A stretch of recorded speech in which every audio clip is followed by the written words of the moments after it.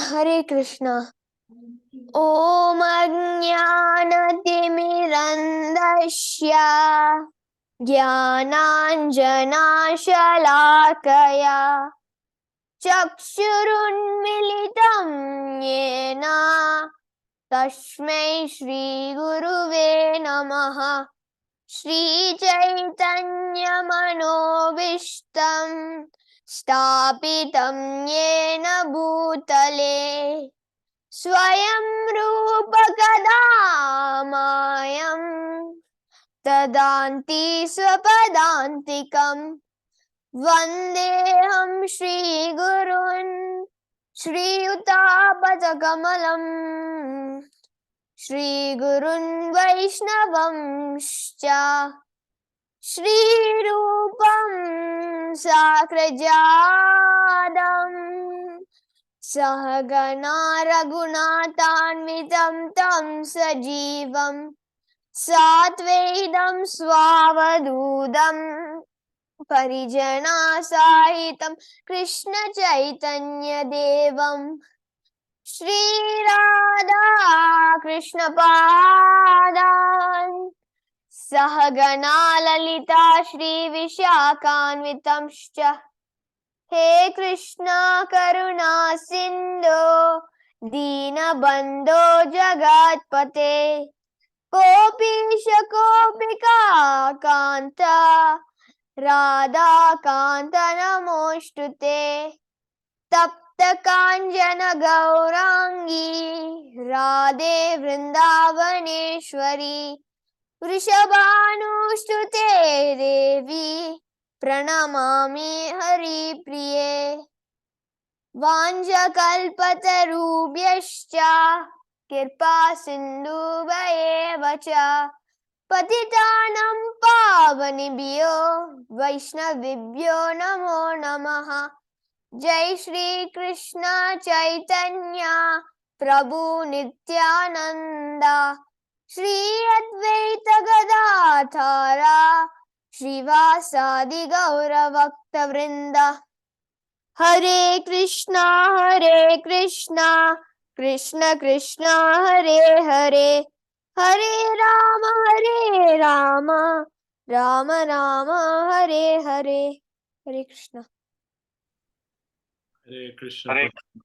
Wonderful. Thank you so much, Prabhuji. Ashwin. Hare Krishna, Prabhuji. Please accept our humble obeisances. All Guru to Srila Prabhupada.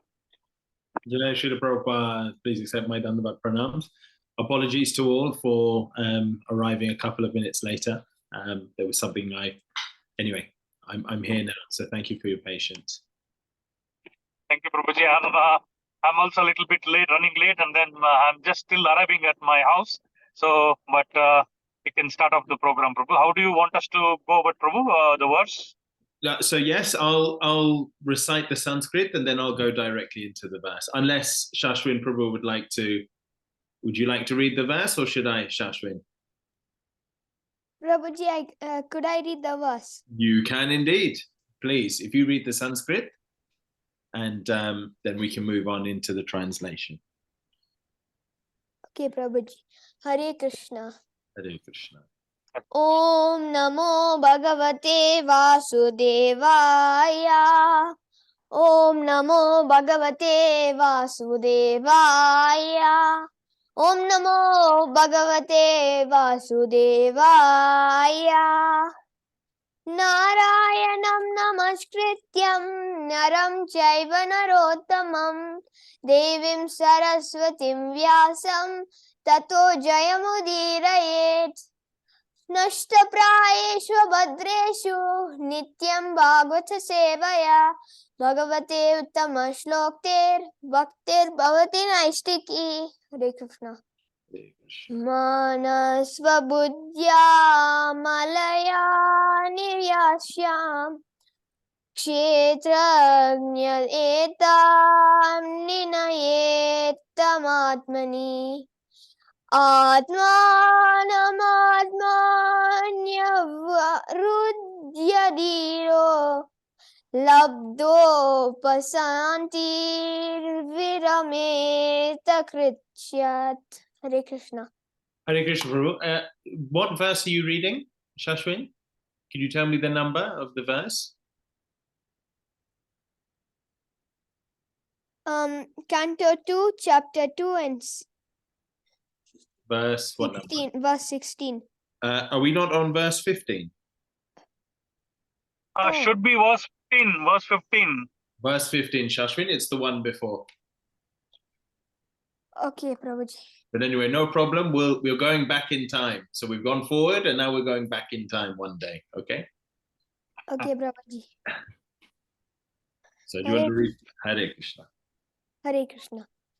Stiram sukam chasanam astito yatir yadda jihasurim mangalokam kale chadesa chamano na sajjayet prananiyacchen manashajitasi.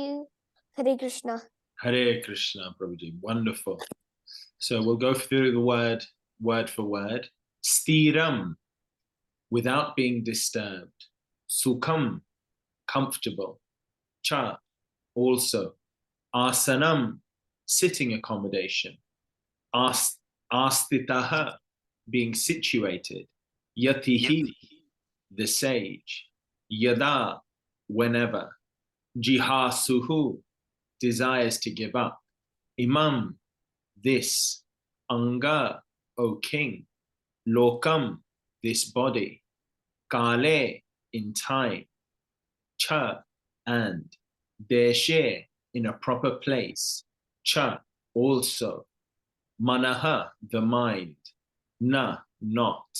Sajayet, may not be perplexed. Pranan, the senses. Niyachet, must control. Manasa, by the mind. Jita asuhu, conquering the life air. Translation by Srila Prabhupada. O king, whenever the yogi desires to leave this planet of human beings, he should not be perplexed about the proper time or place, but should comfortably sit without being disturbed, and, regulating the life air, should control the senses by the mind. Purport by His Divine Grace, Srila Abhay Charanarvindam Bhaktivedanta Swami, Srila Prabhupada Ki Jai. In the Bhagavad Gita 8:14, it is clearly stated that a person who is totally engaged in the transcendental loving service of the Lord and who constantly remembers Him at every step easily obtains the mercy of the Lord by entering into His personal contact. Such devotees do not need to seek an opportune moment to leave the present body. But those who are mixed devotees, alloyed with fruitive action or empirical philosophical speculation, require an opportune moment for quitting this body. For them, the opportune moments are stated in the Bhagavad Gita 8:23-26. But these opportune moments are not as important as one's being a successful yogi who is able to quit his body as he likes. Such a yogi must be competent to control his senses by the mind. The mind is easily conquered simply by engaging it at the lotus feet of the Lord. Gradually, by such service, all the senses become automatically engaged in the service of the Lord. That is the way of merging into the Supreme Absolute. Jai Srila Prabhupada Ki Jai. So, excuse me. So this verse is a very important verse in a very important chapter. I always start most of my Bhagavatam classes by reading a verse which will come up soon. It's in the 10th chapter of the 2nd canto. Shri Sukha Vacha Atra Sargam Vasargascha Stanam Poshanam Uttaya Manvantaresh Anukatha Nirodho Bhuktir Ashrayaha. So these are the 10 topics of the Srimad Bhagavatam. And actually the last three, so 8, 9, and 10, Nirodha, Muktir, and Ashrayaha are being discussed in this verse. So those three, Nirodha means to go back home, back to Godhead. Mukti means liberation from this material world. And Ashrayaha, the Supreme Lord, the sum and bone of the absolute truth.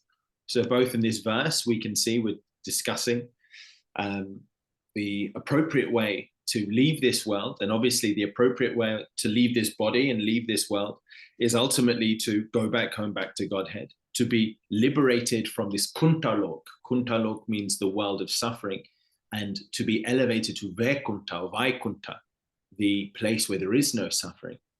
Adhyatmik klesh, adhibautik klesh, and adhidevik klesh. Adhyatmik klesh means that we are suffering from our physical body. Sometimes we have a headache or we have aches and pains. Sometimes we are very stressed about exams or bills or mortgage or getting someone married. There's always some difficulty in this kuntalok with the body or the mind. Adhyatmik, from the self. Adhibautik, sometimes the living entities around us are disturbing us. Maybe it's our family, maybe it's our friends, maybe it's our enemy, maybe it's the government, maybe it's a mosquito, maybe there's a dog barking and keeping us up in the middle of the night. So adhibautik klesh, adhidevik klesh. And even if no one is giving us a hard time, and even if our mind is still and steady and our health is very good, then the elements can be giving a problem.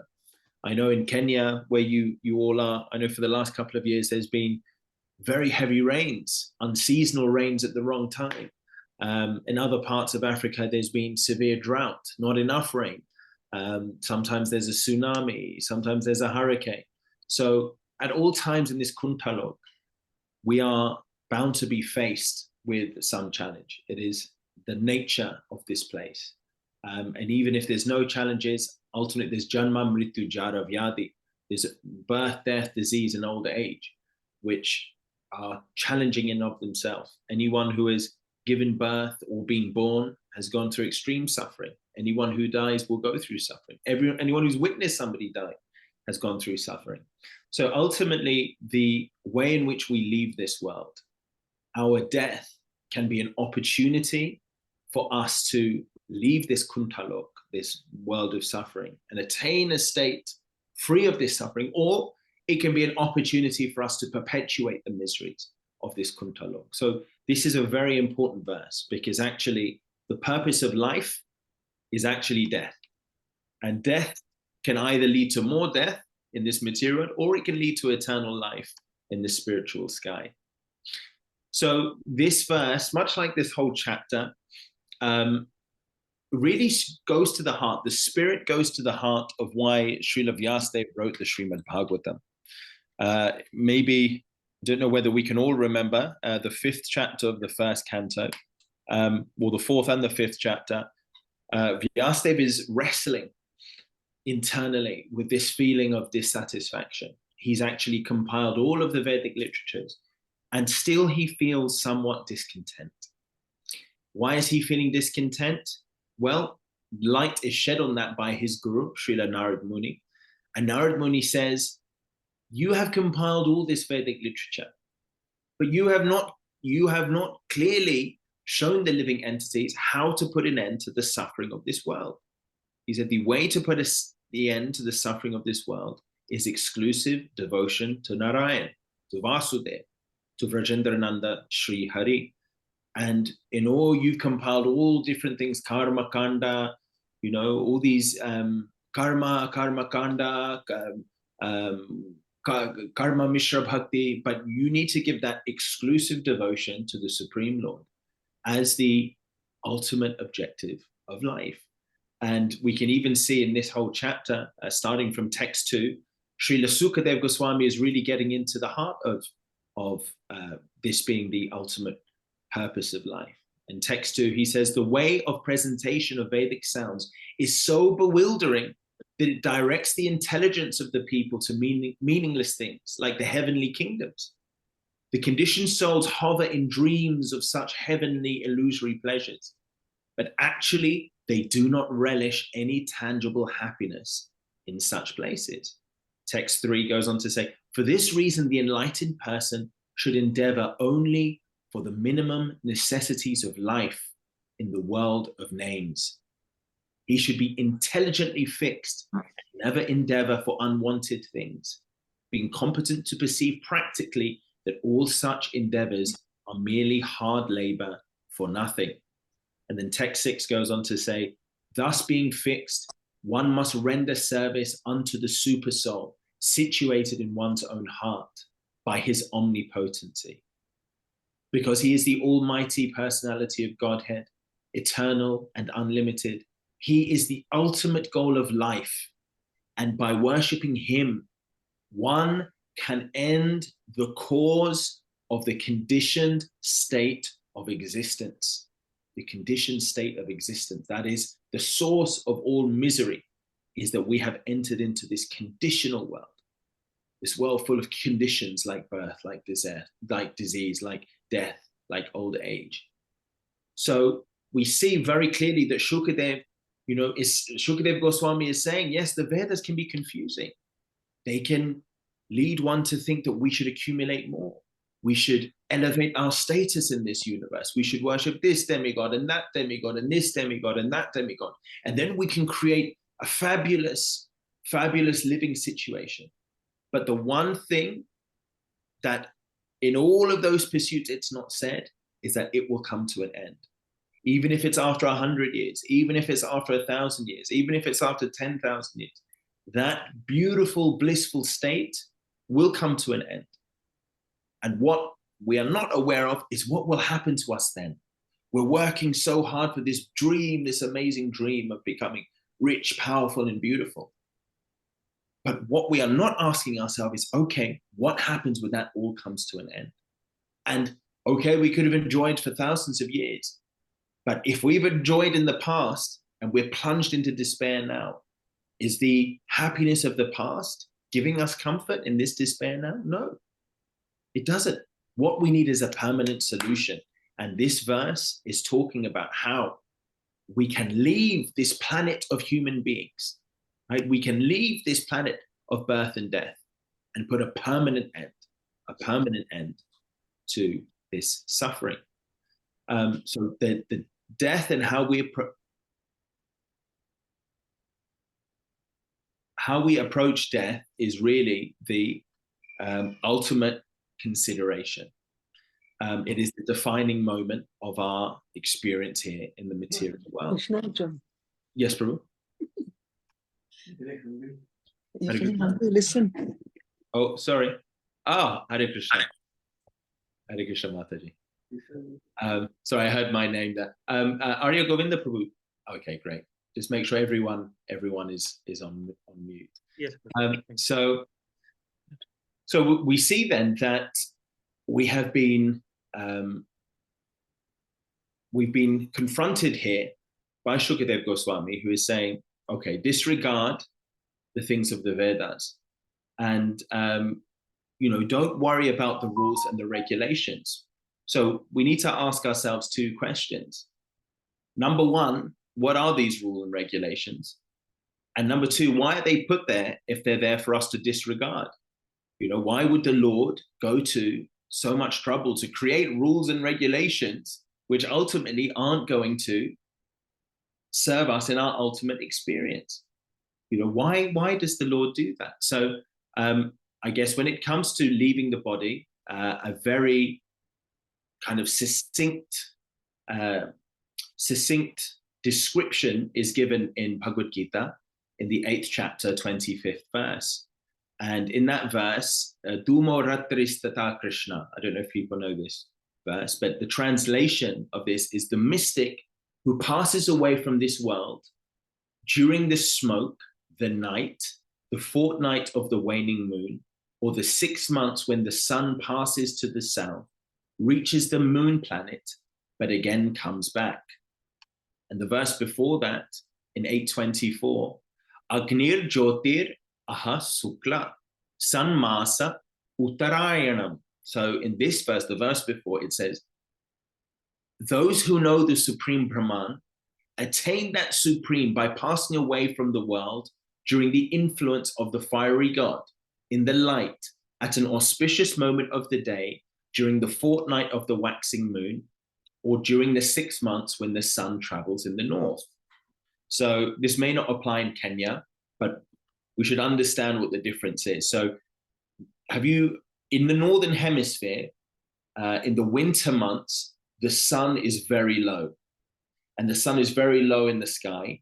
And that's because it is traveling through the south. Because the planet is on an axis and it revolves around the globe like this. At one point in the year, the sun is in the north, in the northern hemisphere, and at the winter months, it's in the south. So for 6 months of the year, the sun is traveling over like this. And for 6 months of the year, the sun is traveling like this. And the effect of that is in the northern hemisphere, in the winter time, the sun doesn't go overhead, it's very low. And it can actually reflect off the road. If it's wet and the sun is out, the sun is very low in your eyes. And that's when you can see, yes, the sun is traveling through the south. But in the winter months, it is right overhead. And that's when the sun is traveling through the north. So it's saying that 6 months of the year, actually, if you want to achieve the supreme destination, you can't leave your body then. It's also saying that for 2 weeks of every month of those months, right, the fortnight of the waxing moon, you shouldn't leave your body then. So do we know the difference between Shukla Paksh and Krishna Paksh? Shukla Paksh is also known as Gaura Paksh. So in Vedic calendar, a month is made up of 28 to 30 days. For the first 14 or 15 days, the moon goes from a new moon, Amavasya, to the Purnima. And you'll see, at first, you won't be able to see the moon. Then there'll be a very slight crescent. Then the crescent will get bigger. Then you'll see the half moon. Then you'll see a 3/4 moon. And ultimately, you'll come to the Purnima. So this is known as the Shukla Paksh, the Gaura Paksh, as the moon is getting bigger. This is called the waxing fortnight. The waning fortnight is when you go from the full moon, then it gets small 3/4, half, quarter, tiny crescent moon, and then you're back to the Amavasya again, the new moon. So it's saying not only should you not leave your body for 6 months of the year, but even of those 6 months, there are 2 weeks out of every month that you shouldn't leave your body. So that effectively leaves only a 3-month window, right? Half of those 6 months you can't do, so a 3-month window. And then it says within those 3 months, you should only pass when it is daytime. So that means you cut the time down to effectively 1.5 months, because 50% of the time you shouldn't leave. So 1.5 months. And then in those 1.5 months, it should be an auspicious moment of the day. Who knows when that auspicious moment of the day is? You know, what is the right muhurt? What is the right tithi? You know, is it a festival day? So again, people, if you were to take this as the way of achieving your supreme goal of life, could become very disturbed, very preoccupied. Is it the Ama? You know, is this the Shukla Paksh? Is this the Krishna Paksh? Is it the winter months? Is it the summer months? Is this the right tithi? Is this the right muhurt? How do I schedule my death according to this? When we know that death could be hiding around any corner, how can one have a calm mind if they are trying to follow these rules and regulations? So we see that these are the rules and regulations. And Krishna also says later on in Srimad Bhagavatam, sorry, not in Srimad Bhagavatam, in Bhagavad Gita in 242, he says, men of small knowledge are very much attached to the flowery words of the Vedas, which recommend various fruitive activities for elevation to heavenly planets, resultant good birth, power, and so forth. Being desirous of sense gratification and opulent life, they say that there is nothing more than this. So Krishna is now giving a window into why he has given these strict rules and regulations. We also need to know that verse, Ye yatha mam prapadyante tamstateva bhajamyaham, that as we act, so the Lord will reciprocate. As we act, so the Lord will reciprocate. And there are people in this world who are desiring only some material benefit. And the Lord, as the Lord has complete free will, and as his parts and parcels, we also have a limited free will. So the Lord has made arrangement for a whole variety of different kinds of desires. He's given rules and regulations. If you want to be Indra, the Lord has shown how you can become Indra. If you want to be, Chakravarti Naresh, king of the whole planet, then the Lord's given the Ashwamedha Yagya, the Rajasuya Yagya. He has given facility for all sorts of different things. But for one who wants to understand the absolute truth in life, the Lord has also given a facility of that. So we should not conflate becoming incredibly successful in this material world to becoming incredibly successful eternally as being the same thing. There is success within this material realm, and there is success in understanding our constitutional position. Gopi Partho Pada Kamalayur Das Das Anudas. Actually, the conclusion of Chaitanya Mahaprabhu is that our real and eternal designation, the topmost designation, is not of Indra, is not of Brahma, is not of the Chakravarti Naresh. It is Gopi Bhartor Pada Kamalor Das Das Anudas.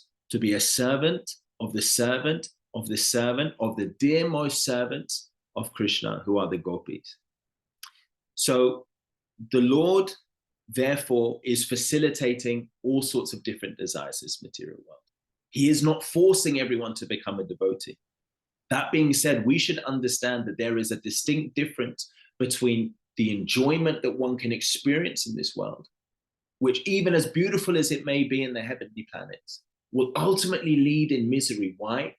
Because when you are taken from that situation, all you will feel is regret. However, if you are established in your eternal constitutional position with the Lord at the end of this birth, there is no, the Lord gives his assurance in Bhagavad Gita. Once going back to my abode, there's never a return. It's a one-way ticket. It's a one-way ticket back to the spiritual world, being reestablished there in the spiritual world. So we see that this whole chapter, and particularly this verse, has ultimately, it is reinforcing that we do not need to be dependent on any kind of material arrangement in this world. We just need to become fully, exclusively dependent on the Supreme Lord. Text 6 says that worshipping him, one can end the cause of the conditioned state of existence. But yet it is not specifically, or it doesn't seem to be specifically addressing that within this verse. It says, O king, whenever the yogi desires to leave this planet of human beings, he should not be perplexed about the proper time or place, but should comfortably sit without being disturbed, and regulating the life air, should control the senses by the mind. So where's Krishna in all of this? Srila Prabhupada is talking about the service of the Lord. But in the verse, Shukadev Goswami only seems to be talking about controlling the senses by the mind.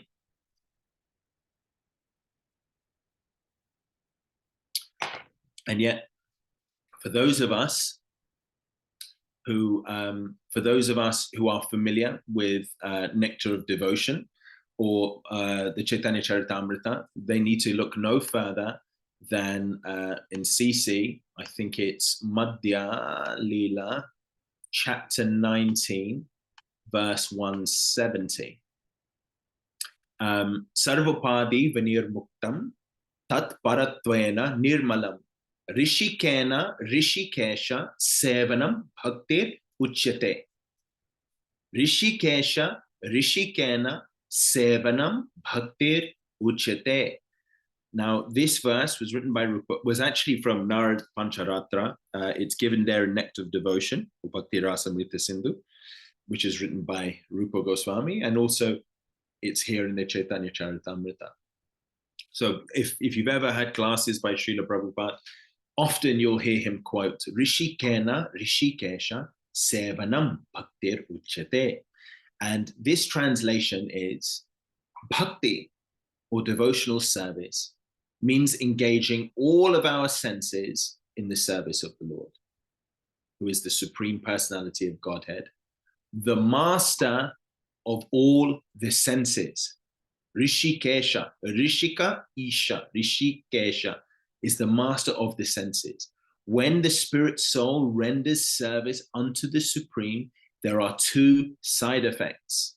One is freed from all material designation, and one's senses are purified simply by being enjoyed in the service of the Lord. So, when it is said in this verse, right, when it is said in this verse that one needs to control the senses by the mind, what it means is to absorb the mind in the thought of the Supreme Personality of Godhead, right? The mind, as Prabhupada says in the purport, the mind is easily conquered simply by engaging it at the lotus feet of the Lord. So we see that the senses, and it's explained in the Bhagavad Gita, the senses are like wild horses. They can run in any direction. And even one of our senses, of our five, in fact, we have more than five, we have our Karmendriya and Jnanendriya. We've got the knowledge acquiring senses and the knowledge and the active senses. So any of our senses which are not controlled can lead us into all sorts of difficult predicaments.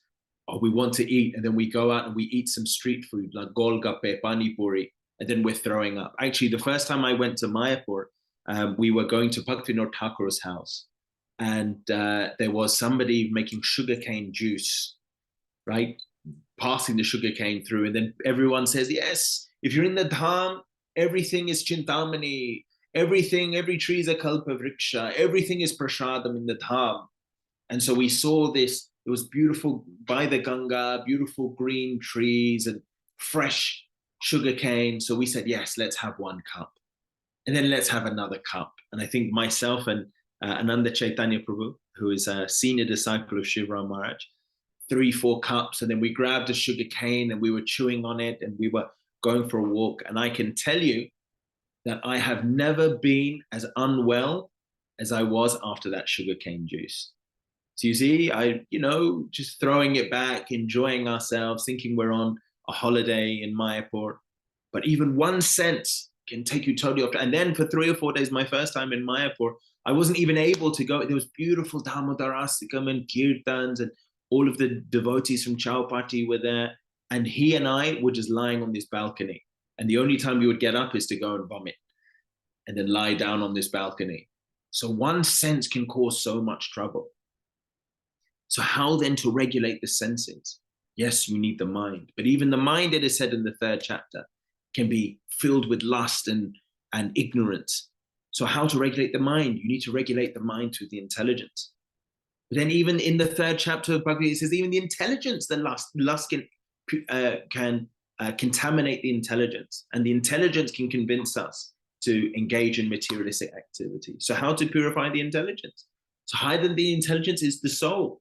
But the soul is conditioned by this material world. Higher than the soul is the super soul. And the super soul can be approached. Rishikesha.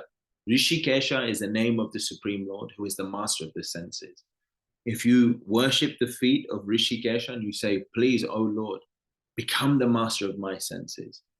You guide my senses in a way that is only pleasing to you. I'm not thinking about pleasing myself. I only wish to please you. And Rishikesha, he can establish us and establish our consciousness in such a way that we can achieve this supreme destination. Not only in this life can all of our activities be there to benefit us, but also when we come to depart this world, it will be a perfect conclusion. So what is the evidence of that? You can say, okay, worship Rishikesha. You don't have to worry about the rules and regulations, but can you prove to me that that is the case? Right? That's a bold claim that you're making. Just worship the Lord. Don't worry about the injunctions of the Vedas and everything will be okay. And they say, okay, we'll prove it. But we have proof. Every devotee who is a member of ISKCON has proof that by worshipping Rishikesha exclusively, you can supersede the injunctions of the Vedas. And how do we have that proof? We have that proof by November the 14th at 7:20 p.m. Srila Abhay Charanarvindam Bhaktivedanta Swami Prabhupada left this world. And he left this world, and let's go back to it. Let's go back to the 824 in the Bhagavad Gita, or 825, I should say. So 825 says, who has any doubt that Srila Prabhupada went back to God in Vrindavan in the month of Kartik, surrounded by devotees chanting, right? Nobody has any doubt that Srila Prabhupada went back to Godhead. But let's have a look at Bhagavad Gita. Bhagavad Gita says, if you are leaving at night, if you are leaving in the 6 months when the sun passes to the south, then you go to the moon planet and you don't come back. Oh, and if you pass during the smoke. So let's have a look at when Srila Prabhupada left. Srila Prabhupada left in Kartik, and if anyone's been to Vrindavan during Kartik, you'll know that there is smoke everywhere. Why? Because they burned the crops in the fields in UP at that time. It's after the harvest. At that time of year, there is smoke all through Vrindavan. It can actually choke you. So there was smoke there. Srila Prabhupada left at 7:20 p.m. We know that at 7:20 p.m. is half an hour after Gora Arti. Gora Arti is the Sandhya, when day comes to night. So we're already 1 hour. It's the nighttime. We also, Prabhupada was in the waxing moon, so he wasn't in the waning moon, but he was in the 6 months when the sun passes to the south. So Prabhupada was not leaving when the sun was in the north, but rather in the south. Do we feel that Srila Prabhupada has gone to the moon planet? Do we have any doubt that Srila Prabhupada has gone back to Godhead? In fact, when you see Srila Prabhupada's chart, the Kaviraj and the Jyotish, very respected devotees within Vrindavan. The Kaviraj said, actually, Srila Prabhupada's chart finished in July. And actually, during July, Srila Prabhupada was in Rishikesh, and it seemed Prabhupada said, I'm going to leave, I want to go to Vrindavan. And there was an injunction, after Prabhupada came to Vrindavan, all the GBCs, headed by Kirtanananda, Tamal Krishna Goswami, Guru Maharaj, they all came, and they said, Srila Prabhupada, don't leave. You must stay. And then so Srila Prabhupada decided, okay, I will stay. So actually, according to Srila Prabhupada's chart, there was extra 4 or 5 months. Who else could do this apart from pure devotee? Do we have any doubt that Srila Prabhupada is a pure devotee? No. And yet, he is not following the injunctions of the Shastra in terms of his disappearance. So do we have any doubt that Srila Prabhupada achieved that supreme destination? No. Why? Because his life was exclusively given to Rishikesha. Rishikesha in the form of Shri Shri Radha Shamsundar, Shri Shri Krishna Balaram, and Shri Shri Gauranitai. So again, the purpose of this verse and the purpose of this whole chapter is for us to understand that the Vedas are full of different injunctions. They are full of different prayers. They are full of different personalities. But ultimately, the exclusive worship of Sri Hari is the supermost fact. When Chaitanya Mahaprabhu was in South India, there was an illiterate individual, and he had the Bhagavad Gita open. And everyone who would walk past would laugh at this individual. And do you know why? Because the Bhagavad Gita was upside down. You couldn't read, the Bhagavad Gita was upside down. And yet this person had tears flowing from his eyes. And people were laughing. They said, he's got the Gita upside down. What does he understand? Why are tears flowing? This is just sentimentality. Now, what can he understand about Bhagavad Gita? But Chaitanya Mahaprabhu went and he approached that individual and he said, why are tears flowing from your eyes? And he showed Mahaprabhu the front of the Bhagavad Gita. On the front of the Bhagavad Gita, there was Arjun, and Krishna was the Sarthi of Arjun. And he said, the Supreme Lord is so merciful, Bhakta Vatsal, that he will personally take the menial position in the devotee's life in order to guide him to the supreme destination. And Chaitanya Mahaprabhu said, you understand more about Bhagavad Gita, about the Supreme Personality of Godhead, than all of these so-called scholars who are deriding you. You have actually understood the point. And so our goal is not to become what Srila Prabhupada describes as Vedavadi. Vedavadi. Prabhupada talks about this in the 4th canto. Vedavadi. People who are overly attached to the words of the Vedas. They get too much into it. They become very philosophical. and they start to explore all of the saddarshanas, but they don't understand the actual point. All of that creates confusion rather than re-establishing devotion. The real point of understanding the Vedas and engaging in devotional service is to have this exclusive devotion unto the Supreme Personality of Godhead. What is the verse within Nectar of Devotion? It's just Ohoitaki apratihata. Ohoitaki apratihata, which means uninterrupted and unmotivated. Uninterrupted devotion and unmotivated devotion. That doesn't mean uninterrupted means it's at all times, it's at all moments. And unmotivated means everything for Krishna and nothing for me.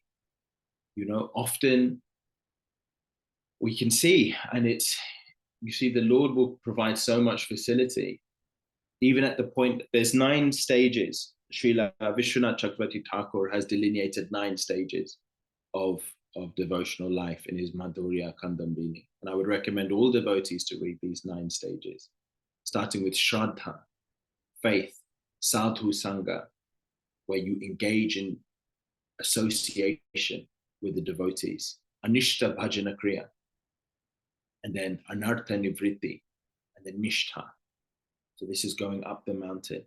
This is where we have to work on it. And after that, we have Ruchi, we have Ashakti, we have Bhava, and we have Prem. So 9 stages.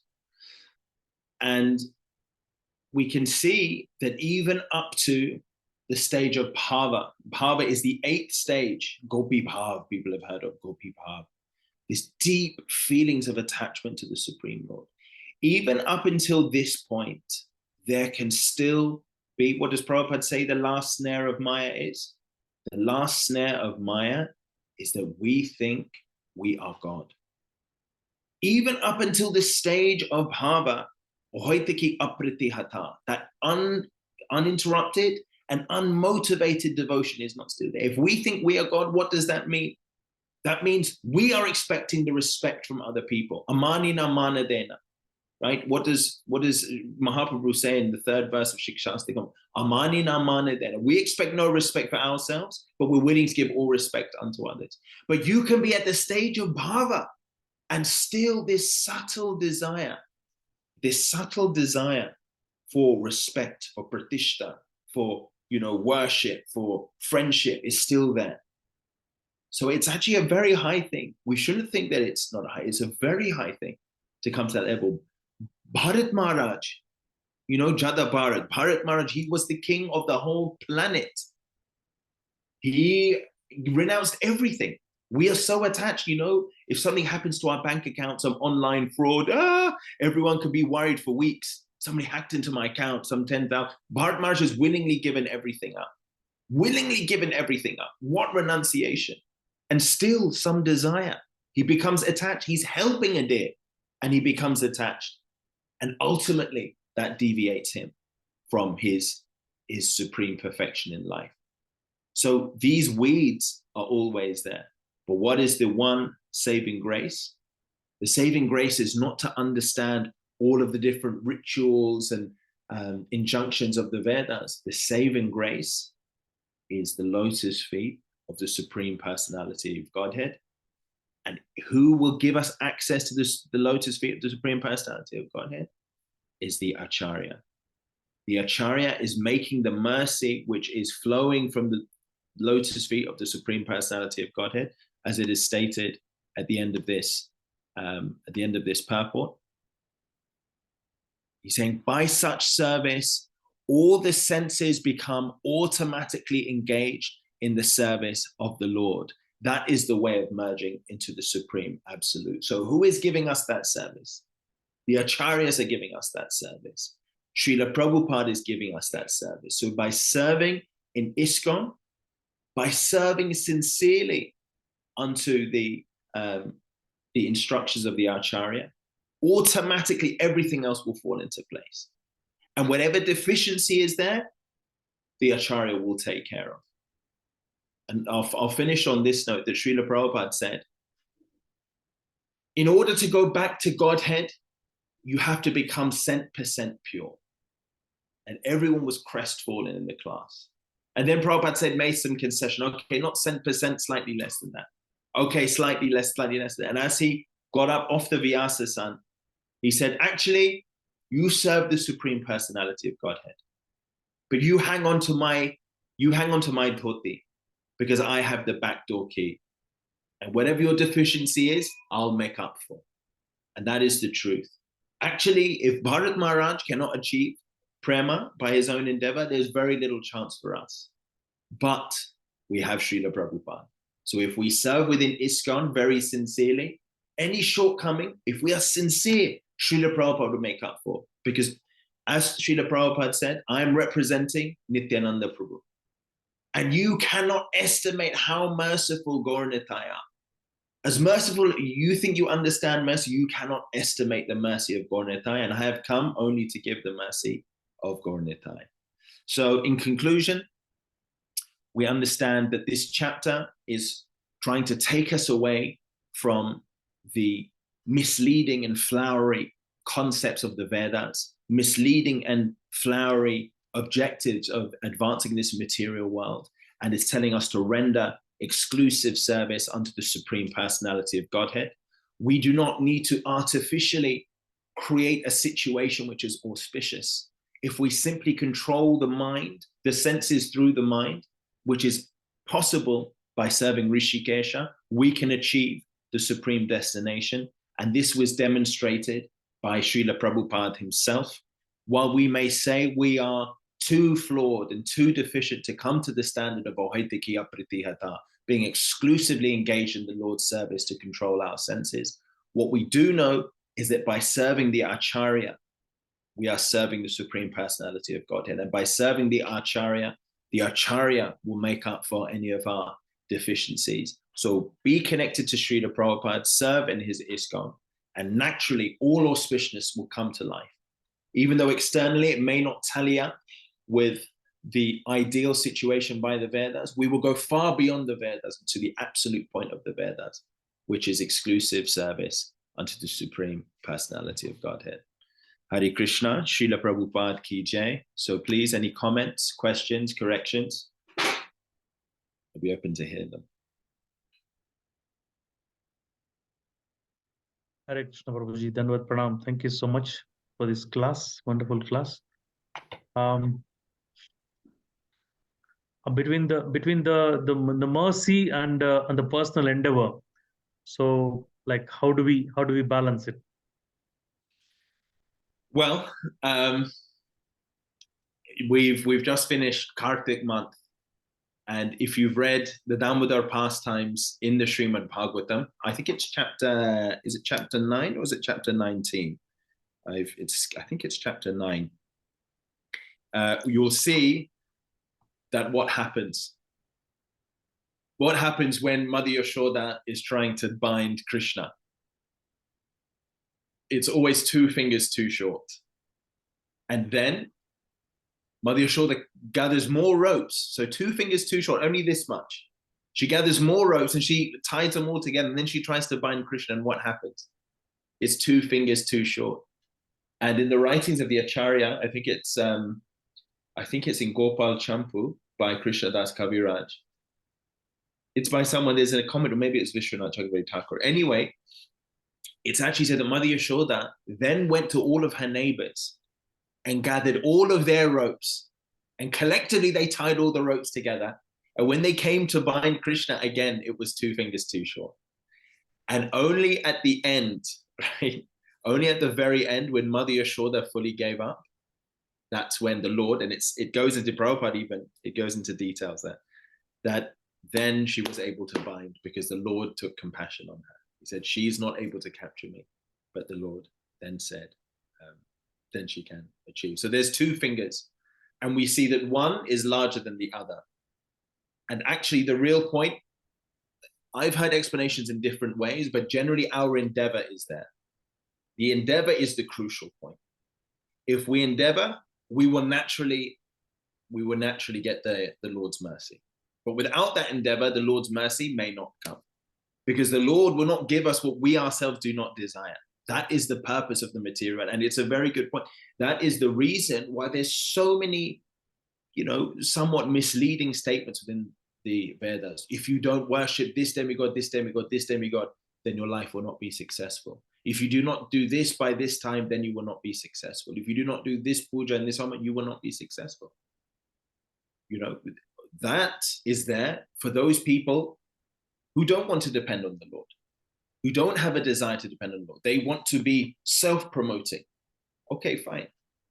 But if you do want to depend on the Lord, that is the most vital component to actually getting the Lord. That is the shortcut to success. So of the two fingers, the larger finger is our endeavor, which is automatically followed by the smaller, which is the Lord's mercy, the secret ingredient. I hope that answers your question. Yes, Prabhuji, very much. Thank you. Thank you so much. Hare Krishna. Are there any other questions from anyone? Any other corrections? Hare Krishna, dear devotees. Hare Krishna, Prabhuji. Thank you for this nice class. You give nice analogy of the sun, and everything is so nicely explained. We also see how Bhishma Dev, he had to wait for the sun went into the Uttarayan, where in the north, then he left his body, but he suffered a lot. Although he was a great devotee of the Lord, he suffered a lot, right? And whereas our Srila Prabhupada, he also suffered, but we are sure that he's gone. There is no doubt that he's gone back to Krishna. There's no doubt for this. Prabhuji, you said about this canto 10. Can you please remind me of the verse? Yes, if you give me a second. I was just reading it a week ago. 1 second. Yeah, it's 10:9. Yeah, I was 10:9. So that's where Mother Yashoda binds Lord Krishna. I thought it was 10:9. Yeah, 10:9:15. Thank you, Prabhuji. I'll just read the translation. When Mother Yashoda was trying to bind the offending child, she saw that the binding rope was short by a distance of the width of 2 fingers. Thus she brought another rope to join to it.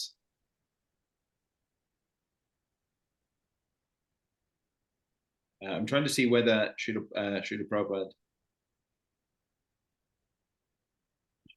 does he explain it in this purport? Sorry.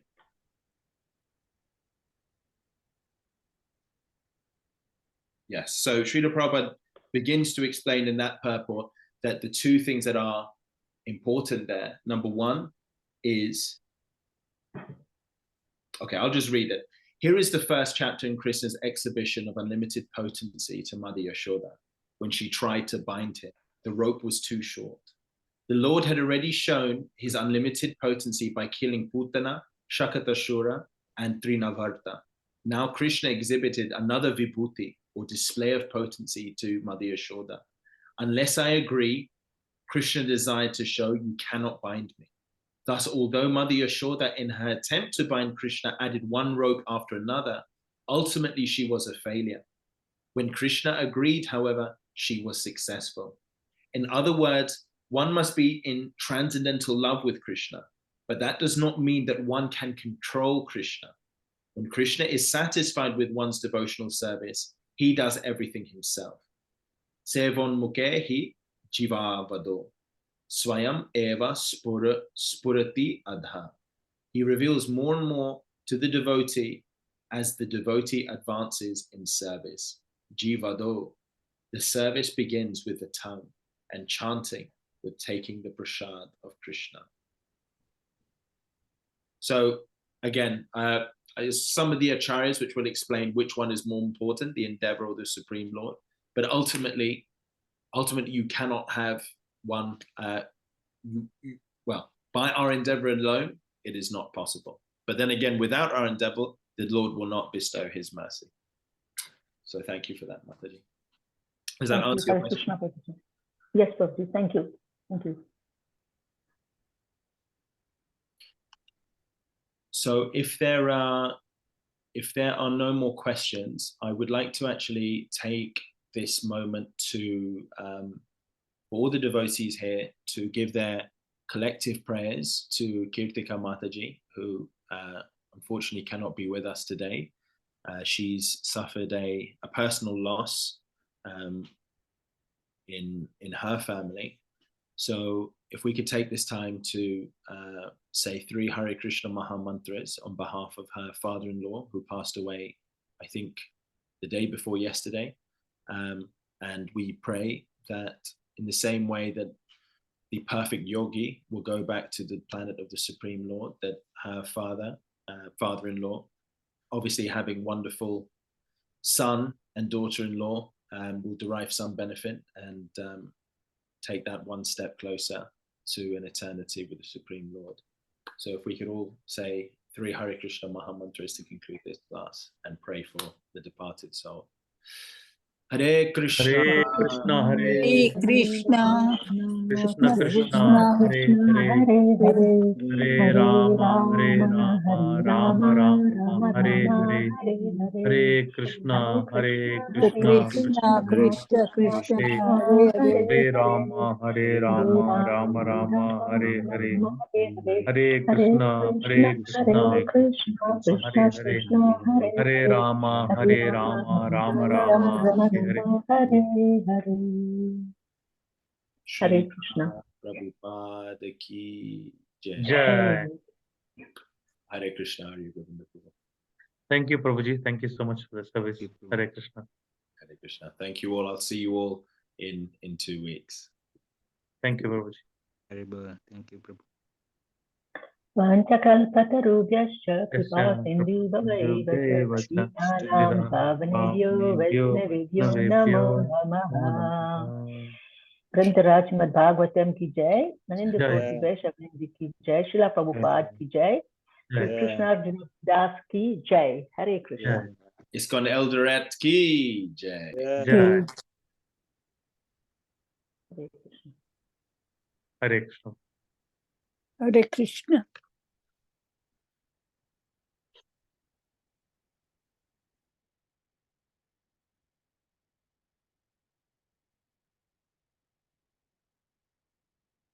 Hare Krishna. Shashwin, you're supposed to end the session.